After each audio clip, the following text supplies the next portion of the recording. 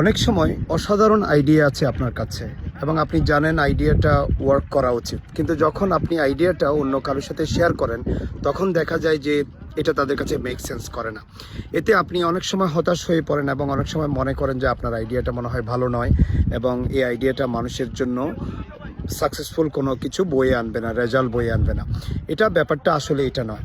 এখানে আপনি যখন আইডিয়াটা শেয়ার করবেন, এটা লিডারশিপ কমিউনিকেশনটা বা আপনি এটা লিডারশিপ রেডি করে কমিউনিকেট করতে পারছেন কিনা, রেলেভেন্স ক্রিয়েট করতে পারছেন কিনা, টাইমিং ক্রিয়েট করতে পারছেন কিনা, এবং এখানে এনাফ স্টোরি দিয়ে এটা ব্যাকিং দিচ্ছেন কিনা, এটা অনেকটা বড় বিষয়। এই জন্য আপনাকে লিডারশিপ কমিউনিকেশন শিখতে হবে। দ্বিতীয় কারণটা হচ্ছে ইমোশনাল ইন্টেলিজেন্সটা আপনি এখানে অ্যাড করতে পারছেন কিনা কমিউনিকেশনটাতে, সেটা একটা বড় বিষয়। কারণ আপনার টোন, পেস এবং আপনার ক্লারিটি, আপনার সেখানে কেয়ার, এমপ্যাথি, এই সমস্ত বিষয়গুলো যদি আপনি সেখানে অ্যাড করতে না পারেন, তাহলে আপনার আইডিয়াটা বা আপনার স্টোরিটা মানুষের কাছে এটা মেক সেন্স করবে না। সুতরাং এখানে ইমোশনাল ইন্টেলিজেন্স শেখাটা আপনার খুবই জরুরি।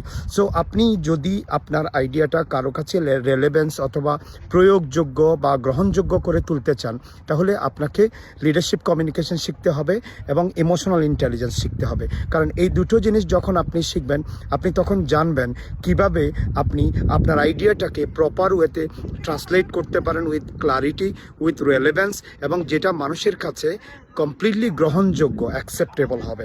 This is your leadership coach Mohammad Akbar Hussain from executive Florida. Thank you for listening.